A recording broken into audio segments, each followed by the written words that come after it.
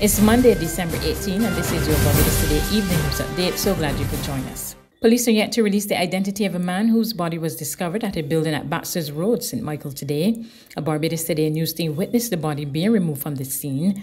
Two witnesses there did not name the deceased, but said the victim was their friend.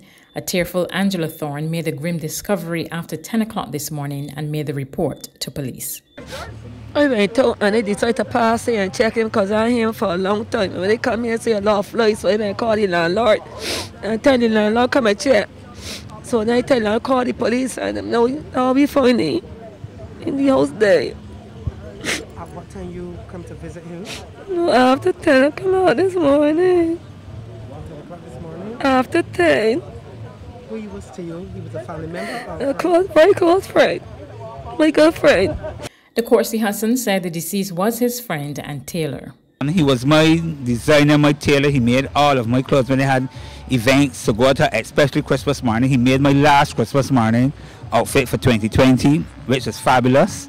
And I would truly miss him because he's the sort of person that could take my material Christmas Eve morning and my outfit is ready to put on for Christmas morning at 5 o'clock. So I would truly miss him because he was my tailor for over maybe 20, 30 years. He made all of my clothes. Where were you when you found out? I was at home. I got a phone call. And I came down here then because over the 2 or 3 weeks I was trying to reach him. Haven't heard him. Came. And when I saw the Christmas decorations still outside after Christmas, I said, something is not right because I know they would be taken down. And so on. So I was worried. I called many times. The phone just rang to the voicemail. But I was hoping not to find out this way that he had passed away because I came here many times, holler, called the phone and no response. Only then to get the dreaded phone call this morning that he was found dead. Authorities from the Ministry of Health and the National Union of Public Workers are holding a second round of talks this evening to settle a number of grievances facing the island's nurses. Earlier today, union officials and leader of the Unity Workers Union, Caswell Franklin, were seen meeting with nurses at the Winston Scott Polyclinic who were reportedly still up in arms about a number of issues. Emerging from those talks, Franklin told Barbados Today health authorities and the NUPW are set to meet at 2 p.m. Franklin said he would not be part of the discussions and declined to give further details, saying he would not prejudice the talks. He, however, said there were issues to be resolved and was hopeful for a resolution. Barbados Today later learned that the issues were ventilated at the 2 p.m. meeting, but no solutions were reached, and the two sides would resume talks later this evening. The issues include long hours, staff shortages, and payment for the two recent public holidays observed on Monday, January 4 and Tuesday, January 5, announced by Prime Minister Mia Mottley. The Barbados government is making provisions to ensure travelers to the United States will have ready access to COVID-19 tests and their results. The Barbados Tourism Marketing Inc. has given this assurance in a brief statement that comes on the heels of an announcement by U.S. authorities which require travelers to present a negative COVID-19 test for entry into the country. The BTMI said rapid tests are accepted, and over the next week, the government of Barbados will be announcing testing facilities dedicated to travelers to the U.S. where rapid tests will be administered to allow fast tracking of results for these special cases. Leading Barbadian and Caribbean academic, Vice-Chancellor of the University of the West Indies, Professor Sir Hilary Beckles, today received the 2021 Dr. Martin Luther King Jr. Peace and Freedom Award.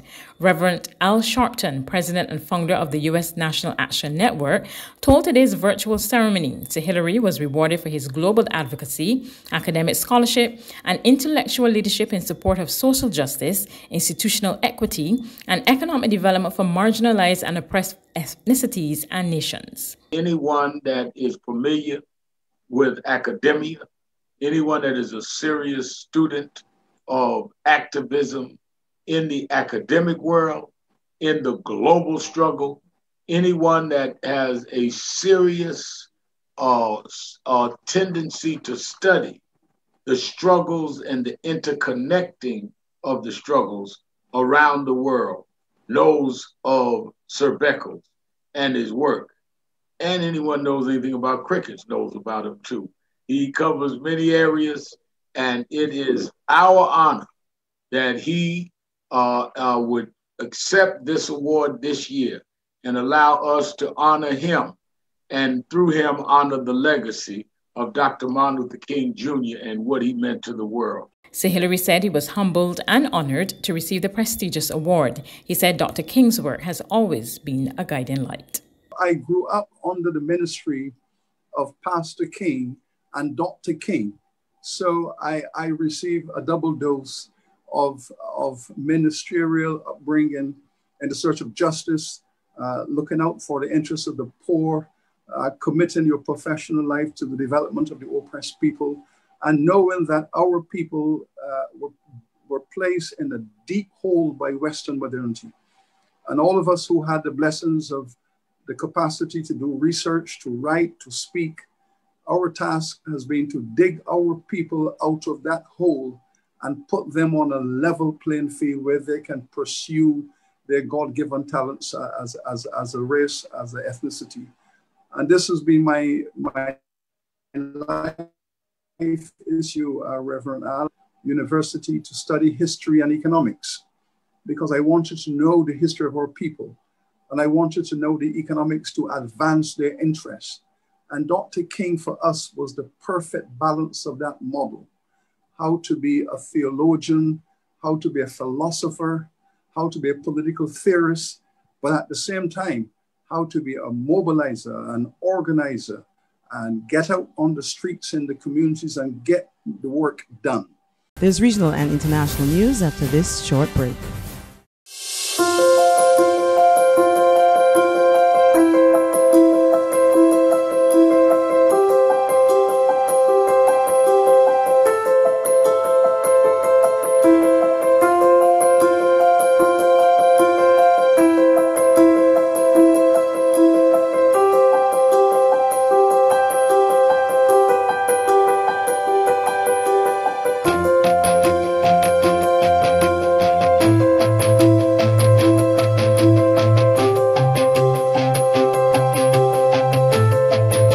Barbados Today, news you can trust.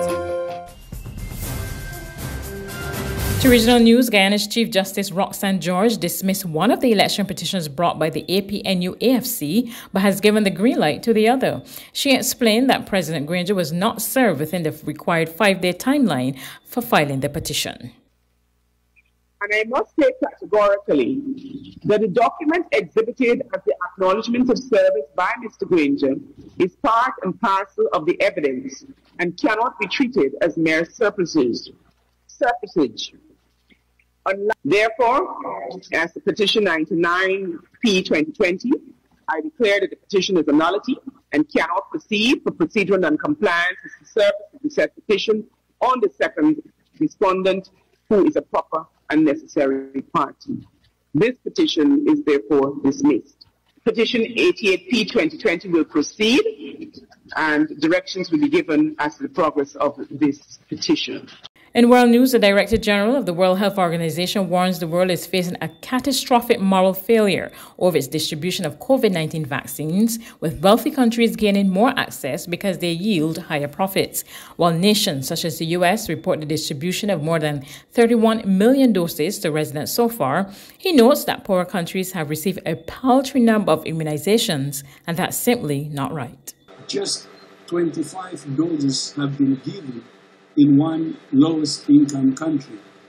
Not 25 million, not 25,000, just 25. I need to be blunt. The world is on the brink of a catastrophic moral failure. It's right that all governments want to prioritize vaccinating their own health workers and older people first. But it's not right that younger, healthier adults in rich countries are vaccinated before health workers and older people in poorer countries. There will be enough vaccine for everyone. That's news, but for the very latest, visit our website at www.barbadostoday.bb. You can also subscribe to our e-paper, email updates, or like us on Facebook, and sign up for our breaking news alerts via WhatsApp. We're also on Izumi Media and bus terminals, as well as screenplay at supermarkets and gas stations near you. You can also hear us on Mix 96.9 FM and Capital Media HD 99.3 FM.